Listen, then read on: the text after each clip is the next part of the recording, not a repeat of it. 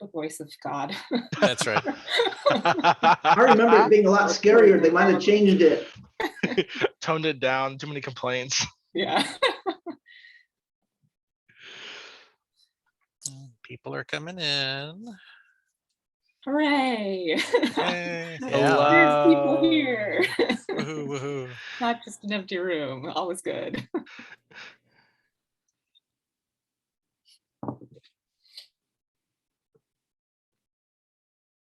Mason, did your release date for The Feeling of Falling in Love get pushed? I thought. So I thought so too. It was weird. Like it was, and it's completely like. I'm just gonna blame Amazon, because it's easier that way. It's always a safe bet. They listed it as like May something. I think it was 10th originally. Yeah.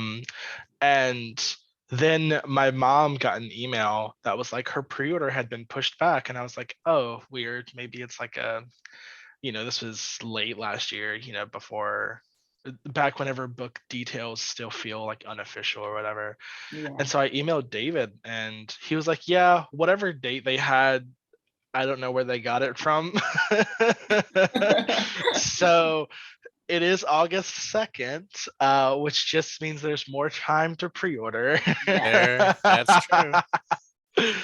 Hey, Randy, why don't you go ahead and get started there? Okay. Good evening, everyone. Thanks for joining us tonight. My name is Randy. I'm with the University Bookstore events team here in Seattle. Tonight, we are delighted to have two great young adult authors with us, Ray Stoeve and Mason Deaver. Ray Stoeve just wrote their new book, Arden Grey. All books that we discuss tonight will appear in the chat section, and we encourage you to ask any questions in our Q&A link down below. And there should be time at the end of our discussion to answer those questions. And please remember, this show is being recorded for our YouTube channel for future viewings. And now I'd like to introduce our authors. Ray Stoeve is a queer and non-binary writer. They received a Made at Hugo House Fellowship for their young adult fiction. They are a contributor to Take the Mic, fictional stories of everyday resistance. Their first young adult novel, Between Perfect and Real, was published by Amulet Books in April of 2021. When they're not writing heartfelt queer stories, they can be found gardening, making art in other mediums, or hiking in their beloved Pacific Northwest. Mason Deaver is a best-selling and award-winning young adult novelist. Some of their books are I Wish You All the Best and The Ghosts We Keep. They also contribute to several anthologies. They currently live in North Carolina, where they watch too many movies with their cat Rex. And now I'd like to turn it over to our authors, Mason and Ray. Tell us about your new book. Hello, everyone. Thank you, Randy, for that great introduction. Like was just said, I am Mason. This is Ray. Say hello, Ray. Hello.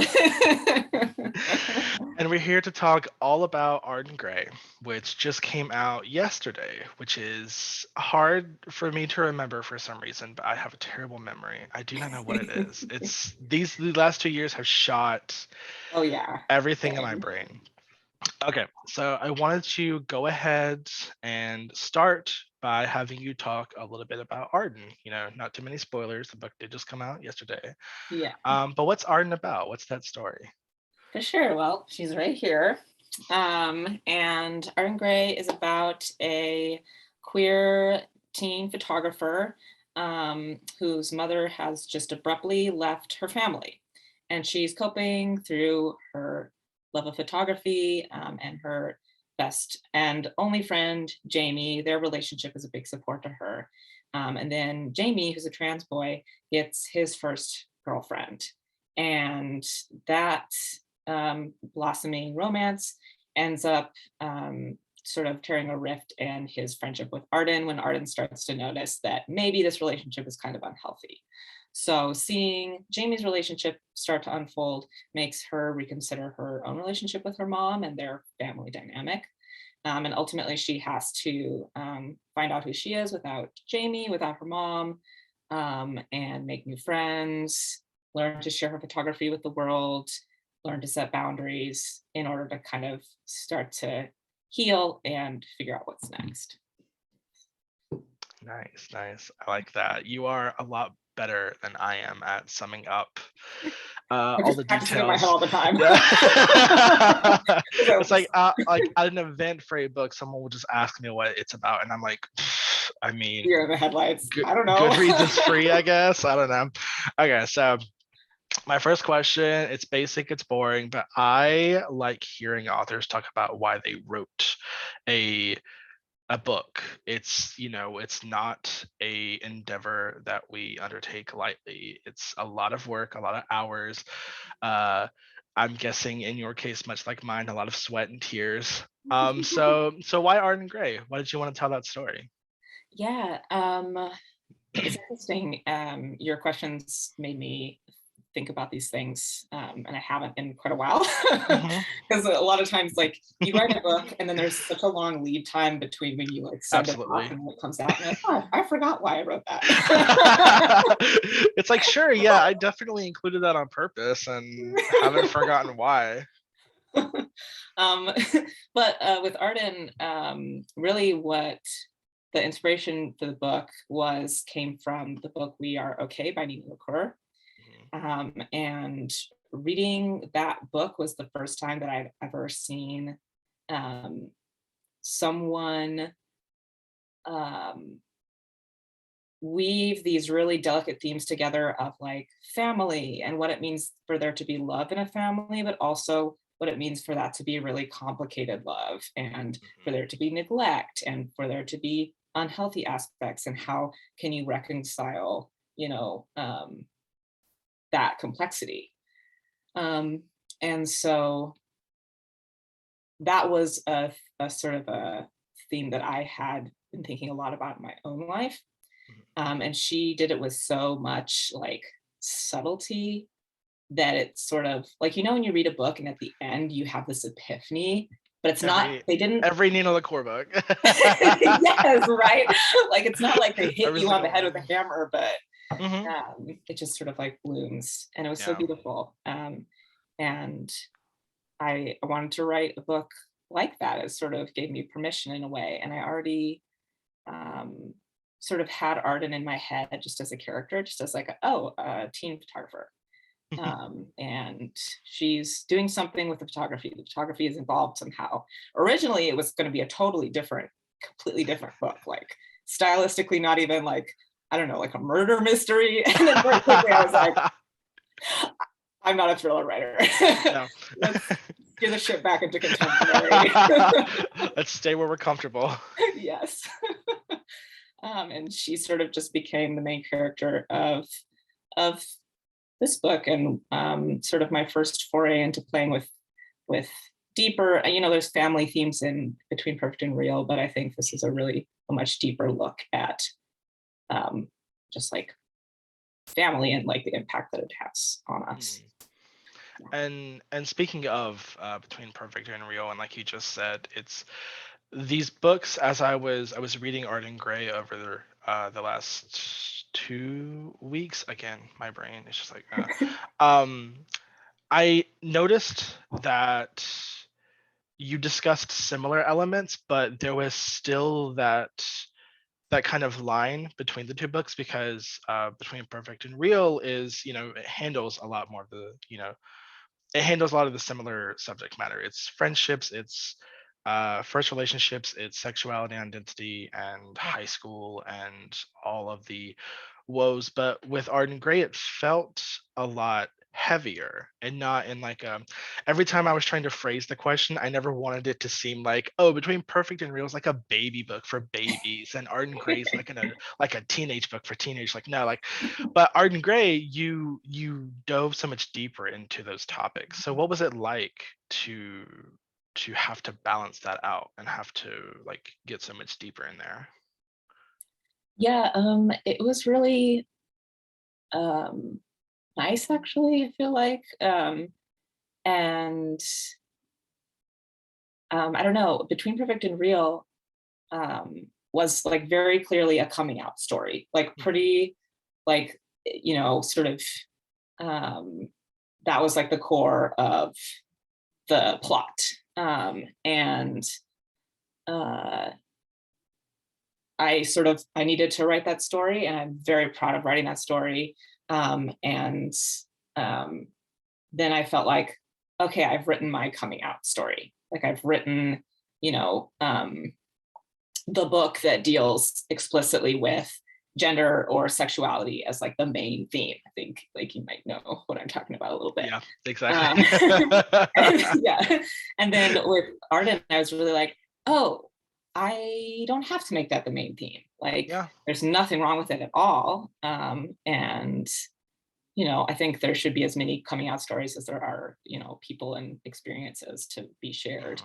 But I felt like once I had written that, I was very curious to explore writing a book where, it was part of the character's life, because these things always affect our lives, and especially for like queer and trans people, like they just interact with everything we do, whether it's like a small scale or a grand scale.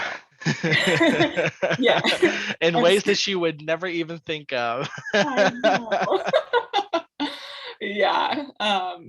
And so I was like, I wonder what it would be like to write a book where, yeah, she's thinking about these things, but it's not like the major plot point of the book.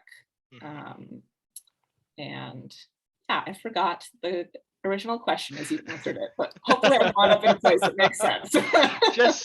just what was it like, and it kind of ties into like the next question. It's like, what was it like, making that switch from writing something that you could, again, it makes it seem like Between Perfect and Real is like the baby book, but like it's a much lighter in tone book. And like, what was it like, making that switch from something that was lighter and more romantic in Arden Grey, where you're balancing a lot of themes, like abusive parents and friendship breakups and discovering these things about yourself. And so just like, what was that switch?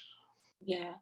I don't know, it's funny because I never really thought of Arden as a heavier book until it started to get much closer to like promotion time or publicity time.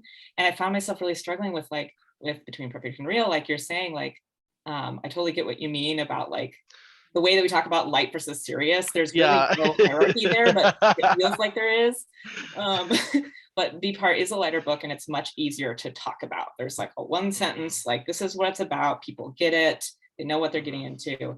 And Arden, I feel like I didn't really struggle to write it initially because I actually drafted it before B Part even sold. And I sort of just did the 2-book deal, and Arden was already drafted. And so it's like, this is going to be my second book.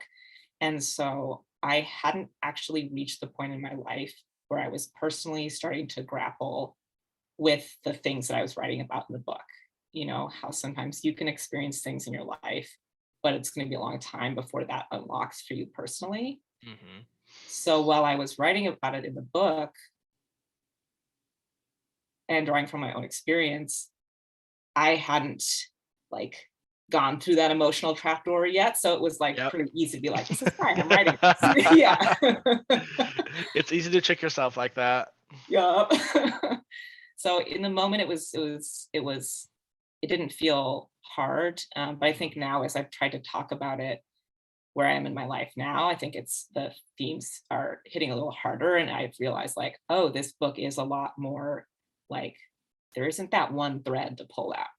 They're all sort of, and it is a lot heavier. Yeah. And before I ask my next question, I keep forgetting to do this every time I host someone.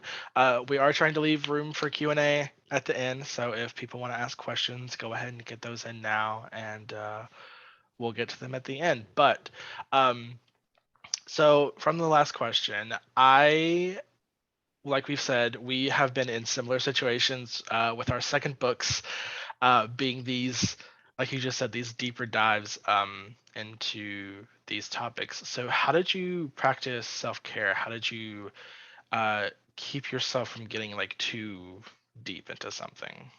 Yeah. Yeah, I mean,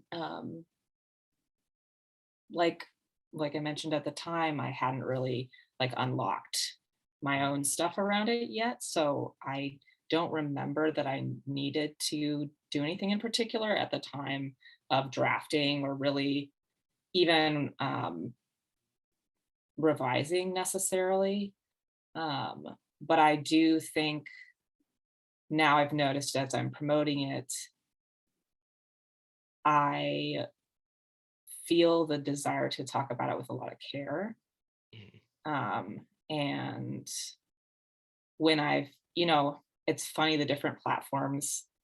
Instagram lends itself much more to kind of more thoughtful, like it's easier for me to talk about like the themes of abuse on Instagram. Mhm. Whereas on TikTok, I really had to work to find a way to make a funny viral TikTok about this book or whatever I was trying to do. There are no dances about parental abuse. It's like, let me pick out the like cute romantic scenes, the cute friend scenes. I don't think I even mention that the book touches on abuse, or I don't use that word. I talk about like unhealthy relationships because I know that like, I don't know, it's just, it is hard to talk about. It's not something like culturally that is easy. Yeah. It's a hard thing to balance out. Because like you just said, like even Instagram, as thought provoking as it seems to be for most people, it's still very hard to just like talk about something like that. Like every time I talk about the ghost we keep, it's like I'm not entirely sure how to talk about this book a year later. It's very difficult. Yeah. And so going back to all of these, we talked about Nina LaCour for a little bit and balancing all of these, all the subject matter that you cover in Arden Grey, which I think was done just like expertly. Like there's a lot going on in the book. We talked about the parental abuse in the situations and Arden's relationship with Jaime. What was it like balancing all of these different elements and sort of making sure that each of them followed through? Yeah.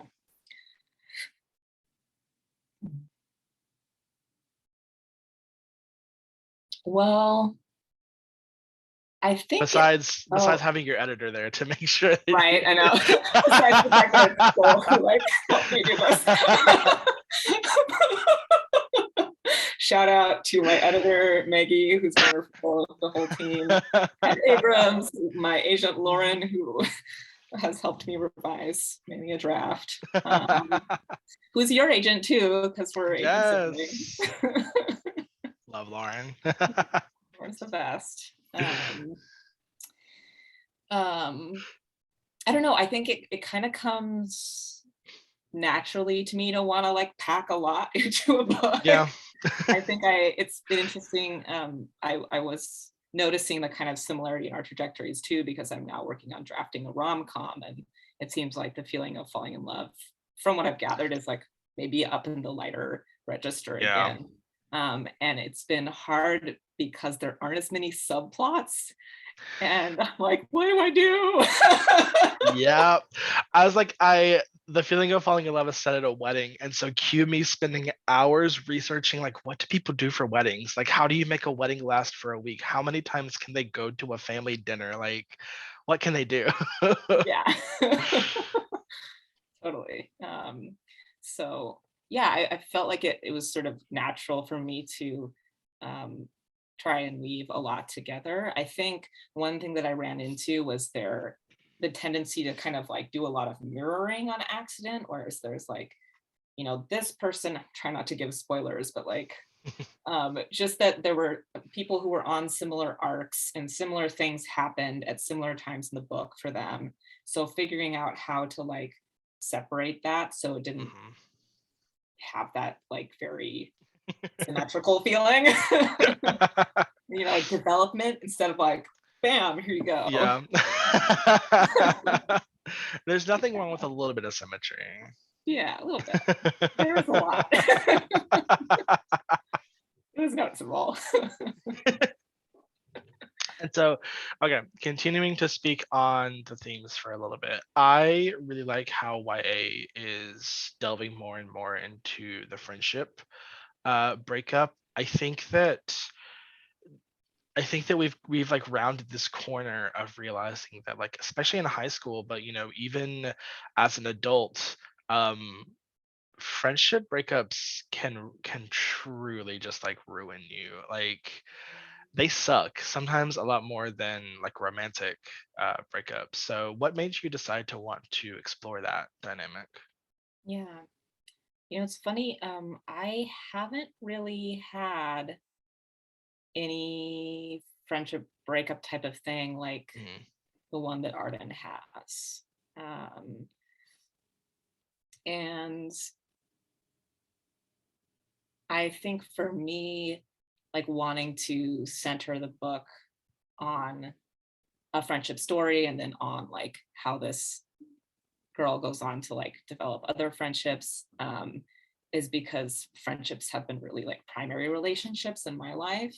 Mhm. Like I didn't really date at all in high school until like the very end, and my like crew in high school was like, had the group, and those were the people that I spent time with. And then, also like as a contrast, in middle school I was very much like the person with the one best friend. We were Mhm. like joined at the hip. And so for Arden, I can relate with her on that level of like, what is it like to go from being like with one person all the time to then like realizing like, oh, maybe I need to like branch out, and maybe I can't get, similar to romantic relationships, all my needs met with this one person. And so I feel like, I don't know, friendships have been so formative to my self-development. And I Mhm. think that we really downplay the importance of friendship in our culture. Yeah. But as queer people, like chosen families, the whole thing. And yeah, I just really wanted to like, I don't know, center on this type of relationship that has like meant so much to me. Mhm. No. It hurts every time that, like, because it's become so much more popular. It hurts every time reading like a friendship breakup. It's like, I don't want it to happen. And it's like, also being an adult who still reads YA, Mm, you're like, you have these kids making these decisions that are terrible, that are the worst possible things they could be doing. And as an adult, you just want to tell them, like, please don't, please stop, just, talk, have a conversation. And yeah. it's like, they can't, because then there wouldn't be a book. Yep. There would be a story if everyone knew how to live their life uh in the right way and have a healthy relationship with everybody. Yeah, totally. And so another question, another theme I wanted to talk to you about, and I only just realized it the other day looking at the cover on Goodreads. Throughout the book, Arden goes through this journey with their sexuality, and it seems as if alongside friendship breakup books, we're getting more and more books that just like talk about asexuality and aromanticism. And so tell me about that. Yeah. Yeah. That's been very interesting for me, because like I think that if I had access to the terms of like asexuality and Mhm. spectrum terms in high school, it would have made things make a lot more sense. A Um, similar experience between all of us. yeah. It's like, if we just uh, had the vocabulary, oh boy, yeah, could have like saved a why am lot I of problems. not like all of my friends really want to make out with people, and I'm like, Mhm. eh. I could do without it, I want to like swoon and write love letters. um, and I like want to kiss somebody, but only because you're supposed to have a first kiss. Like, Mhm. right? And so yeah, it was like, I think when Arden sort of um, dropped into my head as a character was around the time that I was starting to come across these terms like asexual and demisexual. And that was like 2017, 2018. Um, and so I don't know. It's interesting for me to put this book out there because I don't like stake my whole identity around being demisexual, and I don't, um, that's not. It's weird to talk about it this way, but you probably understand. Like that's not the identity people know me as, Yeah. you know. And so I think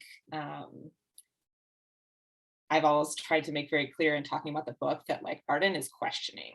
It's not that she's definitely asexual. She thinks she probably is. It's not that she necessarily knows for sure by the end of the book. I almost gave away a spoiler. So we'll stop there. It's only been a day, Ray. Yeah. But I didn't write the book trying to represent asexuality. And for me, it's like a very, very specific experience, like things that I've experienced that I put into this character. And I didn't write it trying to represent asexuality. And so I'm trying to figure out how to talk about this. Like, I think I get what you mean. Is that like um, it's writing the representation without writing the representation, which is still like a not a great way to explain it. But yeah. it's like in the Ghost We Keep, it's like you talked about a lot earlier, like between Perfect and Real is the coming out book. Mhm. And with writing I Wish You All the Best, like it was the coming out book. And then with the Ghost We Keep, I decided Liam is non-binary. I'm not gonna explain it.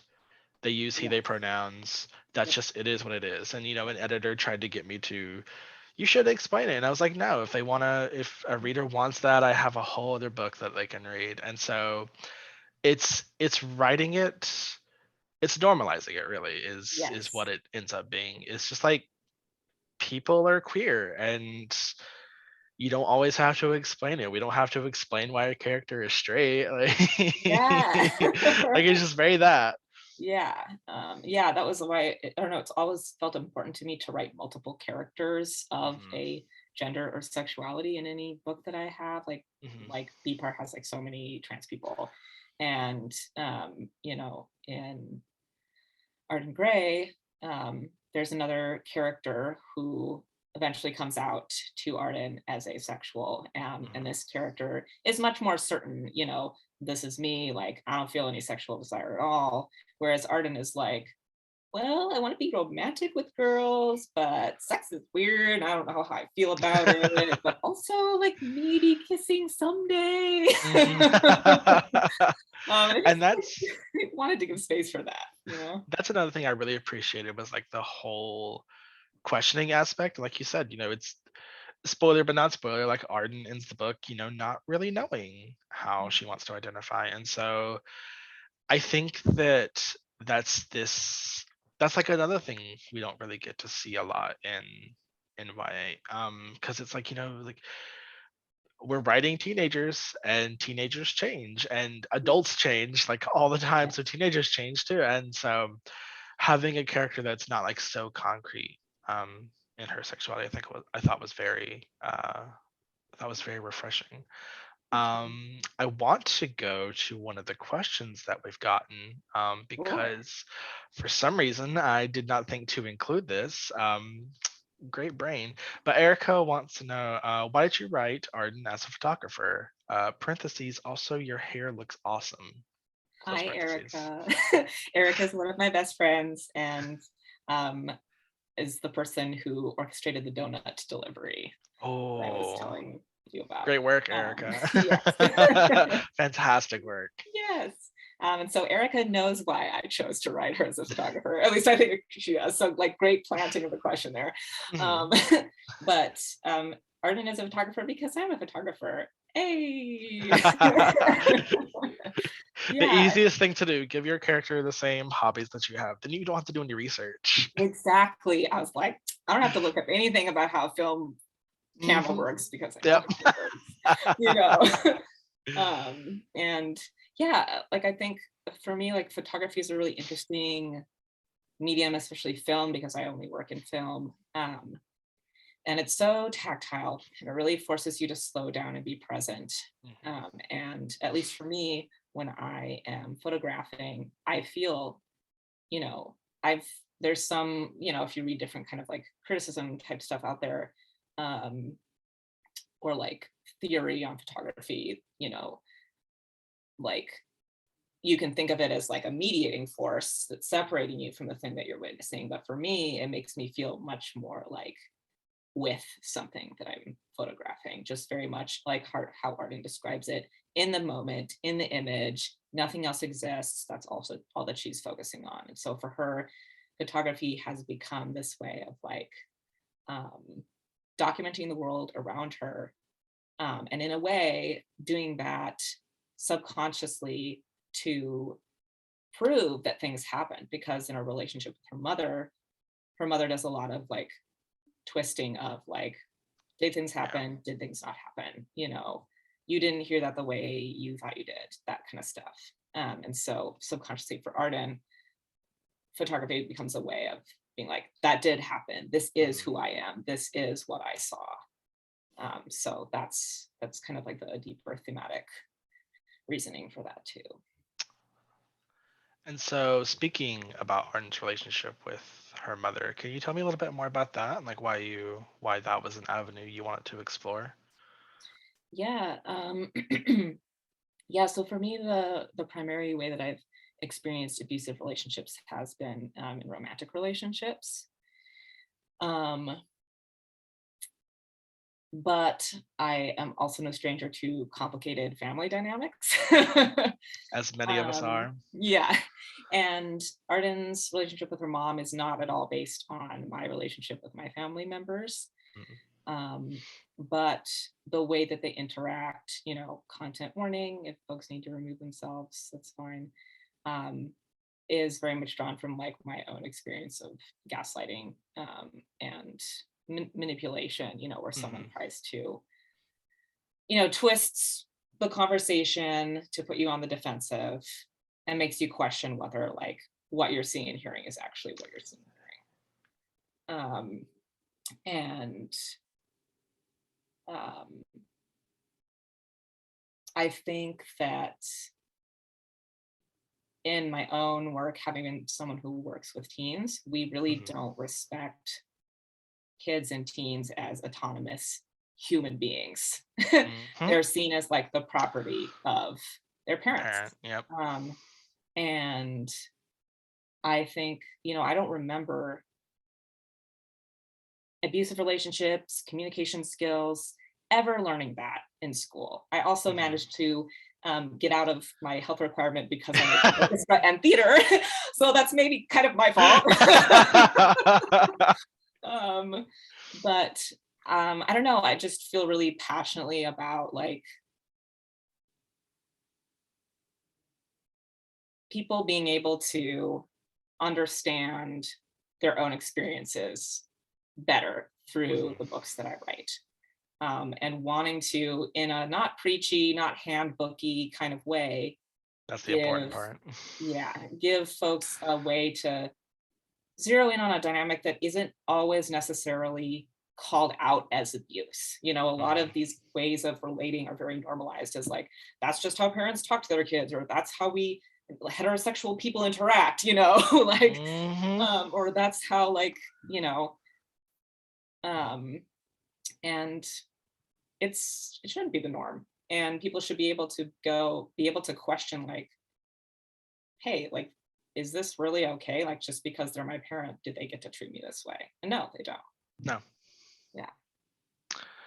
And I really liked that you explored like how complicated it gets like between Arden and her mother, and how it's not an easy road to navigate. And so I just wanted to say thank you for writing that and putting that out there in the book. I know there's at least one kid who's like gonna need, there's the unfortunate truth is there's probably too many kids who need that kind of story. And I do hope that they find Arden because they they will get to see a part of themselves. And that can be life changing for kids. And so, thank you. Thank you. And so, my last heavy hitter question. I apologize to everyone. These just been knocking them out of the park. The relationship between gender identity and sexuality is something that you touch on in Arden Grey, and it's a very prevalent theme in Between Perfect and Real. And as someone who's had to cover that same exact ground, I wanted you to talk about like how those two. I feel as if we're finally getting to a place where we realize that gender and sexuality are incredibly connected to each other and very much not the two separate things that we used to envision them as. And turns out they're more like I guess like a DNA strand Nice. Yes. of connecting. So talk to me a little bit more about that and how you explore those two things that in actuality are like very, very much like one thing. Yeah, it's so interesting to me that you pulled that out because I hadn't really thought about that explicitly when I was writing it. If there's one thing I can do, it's pull a trans narrative out of something. That's the one thing I'm good at. Yes, I love it. Yeah, it's interesting thinking about Arden through that lens because I wrote her as a queer cis girl. And I lived like a good chunk of my life as a queer cis girl. And so it was like, all right, this is like what I know. But at the same time, Arden is not really gender conforming. She kind of starts the book like, doesn't really know what to do with makeup, wants to express herself more in terms of fashion, but is like scared too, which I think is like a gender question in and of itself. Is like, even for trans people, it's just more like maybe noticed by the public, but all people have to figure out how they want to express their gender to the world. And she's very drawn to like these kind of more rock and roll female role models, where, there's a point in the beginning of the book where her mom has given her this poster that she has on her wall that's a classic photo by Annie Leibovitz, the famous photographer, of a woman softball player who's like got her arm drawn back. It's a very powerful photo. Mm-hmm. And for Arden's mom, this is like a classical symbol of female power. But for Arden, right? Oh, okay. God. For Arden, like the women that she looks up to are women like Hayley Kiyoko, Janelle Monáe, and then her dad later on introduces her to Patti Smith, who's like a classic rock and roll lady. And she kind of goes through her arc in the book of figuring out like how she wants to express that in the world and become more open to being seen and to being noticed. And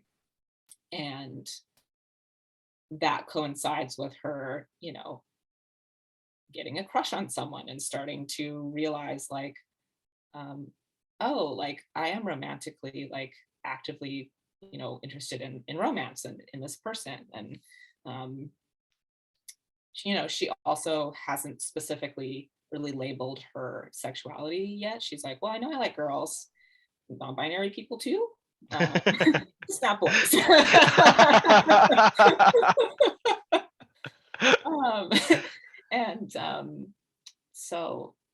So there's that. And then, thinking about like Jaime, who's very much a straight trans boy. And for him, it's very affirming when he starts going out with this girlfriend because, well, he's had technically a girlfriend before in middle school. Yeah, that was before he transitioned. So this is his first time in a way, like getting to be someone's boyfriend. And that's like a whole new role, like a gender role to explore and embody. And when I think about it, there's other ways that's explored in the book too. You're very told ya. No, I just think I think that the more time that we as hard as it is to believe, like we are evolving as a society in a lot of ways, even though, certain legislation would tell you otherwise, and people banning books, and we are still, queer people, we evolve, it seems like every I was gonna say every few years, but that's not how evolution works. But like we're evolving as a community, and so it seems like sometimes things that start off as jokes or memes in the community, like a prevalent one on TikTok now is figured out my sexuality, and then gender identity issues pop up, and it's like those Right. those two things end up being connected, because even if you are cis, there are so many different roles that fit within sexuality, and roles that you play in different ways of like expressing yourself, even when it comes down to just like dressing. And does it mean putting on a skirt makes you trans or not binary? No, but it can certainly awaken feelings in a lot, a lot of people. And so I think it's a very interesting conversation, like the ways that gender and sexuality just like are deeply connected with each other. And I think that I think that a lot of people are like just discovering that. Yes. Yeah, absolutely. Okay. So time for some lighter questions, like I promised. And this is just a reminder to our audience. We already answered one, but we should have time for audience questions at the end, depending on how Ray wants to answer these next questions. Um, so yeah, just go ahead and leave them in the Q&A. Anything you want to ask me or Ray, whatever. Yeah, let's But put okay. Mason on the spot too. Please God. No. Okay, so who is your favorite character to write? Yes, well, I love all my children. But the character that came to mind for me for this was actually Mark, who's a character that Arden meets like, I want to say like a quarter to a third of the way into the book. Mhm. Or maybe he's like mentioned earlier on. I should be able to remember, it's my book. I don't, so You did not have to say that to me. yeah, right. You did not have to remember a thing. But Mark really like, for me, I think very fondly of like some of the boys that I knew in high school who just seemed very like, what you see is what you get. They're like That straight classic, boy that jock, classic character. You can't you help but know, love him. yeah, sweet, Hmm. playing the sports and that kind of thing. Hmm. Not a But I'm thought very behind those eyes. right, yeah, just pure golden retriever energy. But I've always been very interested too in like what is like what's under the surface for everyone, like what are people's stories, because things are always more complicated than you think. Like some of those boys were bi and hadn't told anybody, Mhm, except maybe me or like a friend who then told me. mhm, um and so I'm thinking about Mark. I kind of like channeled the spirit of this like basketball team captain, sort of all American boy, if you want to put it that way. But like there is more than meets the eye. He's mhm, not just like the guy who's hosting a house party, who's everyone's friend, who's really good at people making people feel welcome, who's like the basketball star on the court. He has questions about sexuality too, and there's ways in which he's feeling out of place. And that was something that I was curious about and trying to touch on in my first book too. I think it was pretty subtle maybe, but there's more. There's more to Blake than meets the eye as well, mhm, and I didn't really get to delve into that in the book, but I tried to leave mhm, little clues. There's always more going on. And I loved writing a character who's just like pure sweetness, but also like thinking deeply about who he is, Yeah. and who doesn't really have like a sense of hierarchy about who he's supposed to be friends with. So I really liked Mark. I like you just said, like everything you chose to explore to him, I thought was still, another thing we haven't seen a lot in YA. And like you said, like it turns out people are complex and have dimension to them. Like what a concept. yeah, yeah, totally. And so this question is not on my list, so I apologize, but you sparked it in my brain. Arden or Dean, however you Oh. want to however you want to interpret that. I think Arden would win in a fight. Arden would fight dirty. Yes. And Dean is so noble. Dean would be like, we're following the rules, right? And then Arden would be like, nope, and just like No fights on school grounds. Yeah. Okay, no more making you pick between your children. Okay. So in the same vein as the last one, like what was your favorite scene to write? Yeah. I feel like there are a couple. Maybe on the lighter end, I really enjoyed writing the house party scene where they go to Mark's place for a house party. It was also fun because I was like, what throwback song would they be playing? And then I was like, oh no. A song that came out when I was 19. That's fine. Yep. Nothing will shake your world more than having to figure out what year your 16-year-old protagonist was born when the book is set in 2022. It's Yes. rancid. Yes. Terrible. So that's really fun. And then I also really had a weird level of enjoyment writing the scenes between Arden and her sibling, her brother Garrett. Because I have a sister, Hannah, who may or may not be watching this, but we are like great friends now. I love her so much. She's like a huge part of my support system. I just think that she's the coolest. But we would be at each other's throats when we were kids. That is a familiar song. And there's this like particular way that siblings can like really get under your skin. So like there's this one scene where Arden is like sitting in the kitchen. Garrett comes in, makes fun of her for eating peanut butter straight out of the jar, and then chugs orange juice out of the bottle himself. And she's like, what are you doing? And he's like, yeah, that's fine. It's different. So it's like really fun to be like, oh yeah.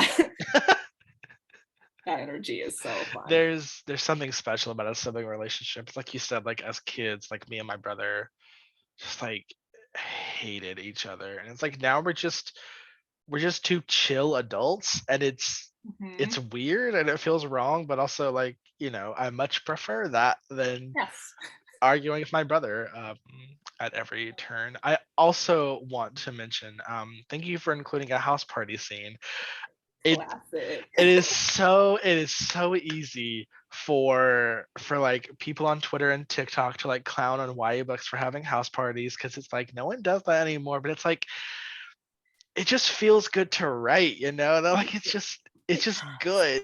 I never went to a house party, but yeah, exactly how I imagined them.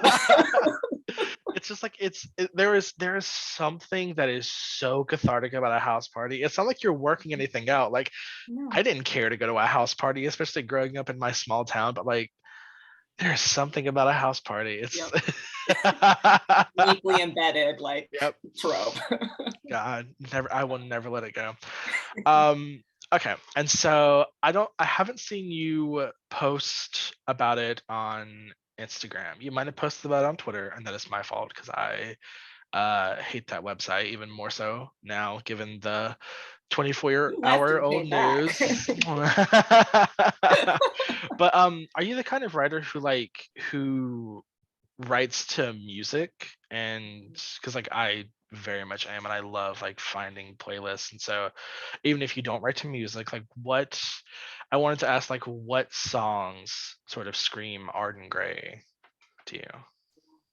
Yeah, so music is huge for me. I build a playlist for every book that I write, and Mhm. I'm the type of person who can listen to the same thing over and over and over and over and Mhm. over and over until it just becomes background Mhm. noise. It's that mental illness, isn't it? Yeah. Great stuff. I mean, it's just like it helps me get into that headspace Yeah. and the atmosphere of the book. And so for Arden, I think some of the like standouts that come to mind from the playlist was Turn My Camera On by Spoon, which is like, maybe a little bit obvious, but it's also like very angsty song, and it's Mhm. got the camera reference. Earlier, Tegan and Sarah, so like The Con is on there, and Walking with a Ghost. And then lately, I have been using Girl in Red songs on my TikToks Mhm. about the book, and I was like, this works. So I feel like, yeah, Girl in Red is really a strong Arden vibe. You gotta love the happy accidents. Yes.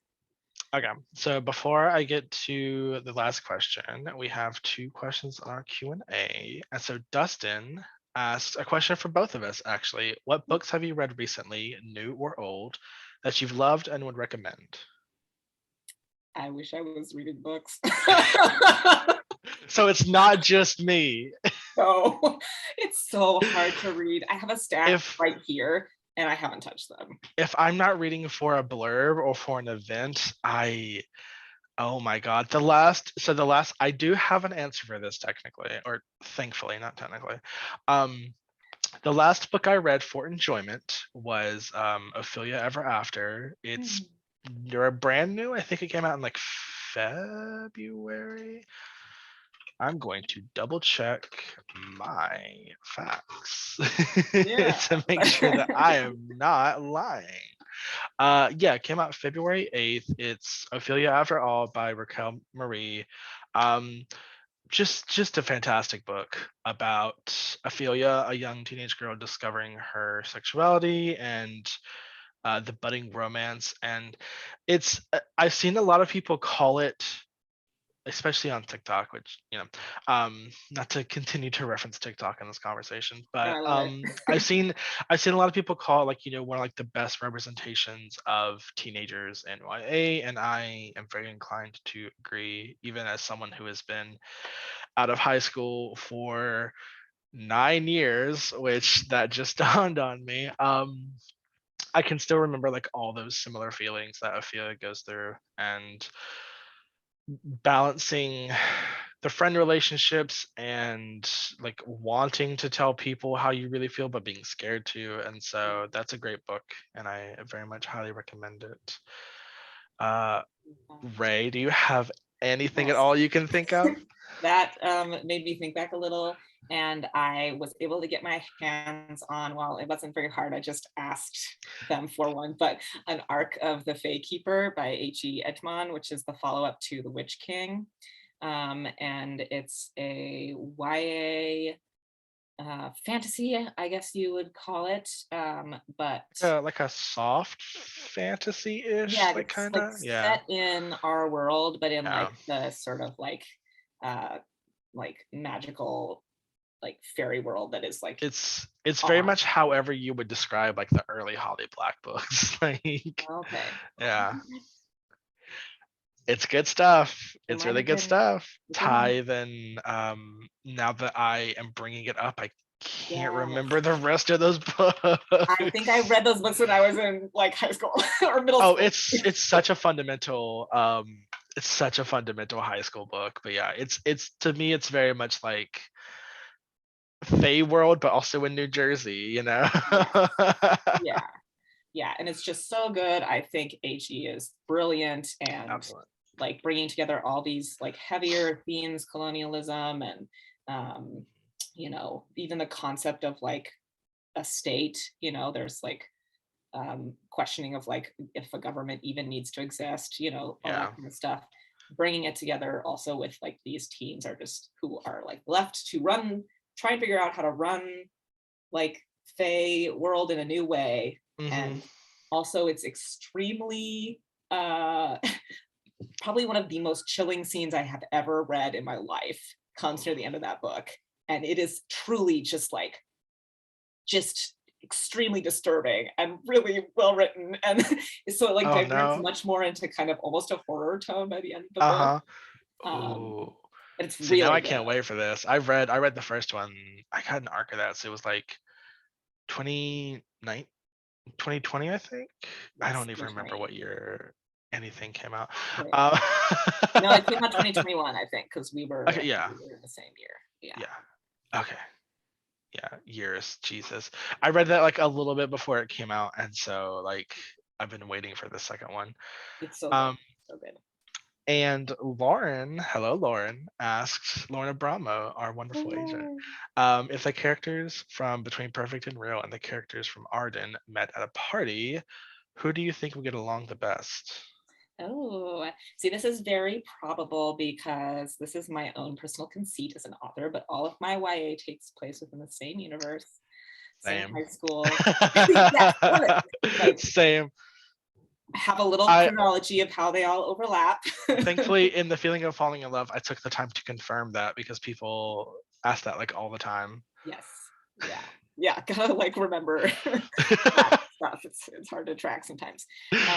But Arden and her crew would have, I think, come to high school like I think the year after Dean graduated.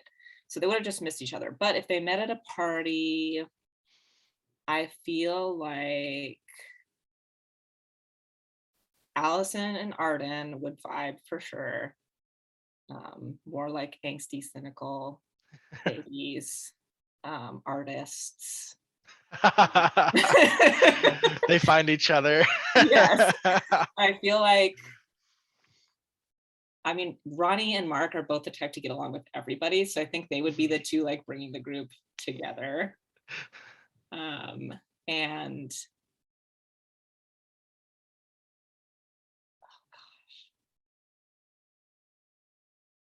now I'm just thinking about it all in my head. I should write my own fan fiction. Went down that like rabbit hole for a second there. It's funny how often like we have to think about it because like I've been asked this question a few times at like events, and it's like, no, like Ben and Liam would hate each other. Like they're both kind of the same person in a way that I think that they would just like not get along. And so it's so funny to have to think about like, because like no, they're supposed to exist in like this little bubble. Like they're not supposed to like mix the bubble, but like Yeah. no, it's possible. It's entirely plausible. Okay, so before we wrap up, because we do only have a few precious minutes left, I wanted to ask you a much broader question, but I like hearing authors talk about this sort of stuff. And so I really wanted to hear what you hope readers will take away from Arden as a story. Yeah, I think just the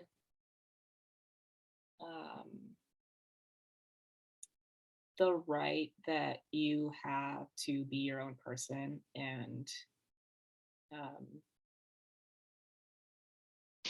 like assert that and have that be respected. And you know, I've been doing a lot of my own work on boundaries in the past few years, and I think Arden is really a reflection of that because she does learn how to say like, this is who I am, this is what I don't like, this is what I want in my relationships. You know, it's like hard for her and she definitely messes it up several times. But just that like yeah, that it is possible to be yourself even after like something has come to pass that like totally undermines your sense of what that is. That's possible to heal, I guess. Yeah. I like that. Well, Also, thank you. Oh, go I ahead. want to take a screenshot before we go because I didn't Yes. do this last year. Ray and Mason, I am so sorry you have to cut in because you guys are so great. Thank you so much for being such a great pair of authors for us tonight and for sharing your thoughts and your feelings. The book is Arden Grey by Ray Stoeve, and you can check it out here on our U Bookstore website. Ray and Mason, final thoughts for tonight. Smile, because I'm going to take the screenshot now. Again, I want to thank you so much. Thank you both. And I want to thank everyone out there for tuning in. And we will see you again soon. Thank you. Thank you so much. This is so Thank you so great. much. Yeah. Bye, Ray. Bye.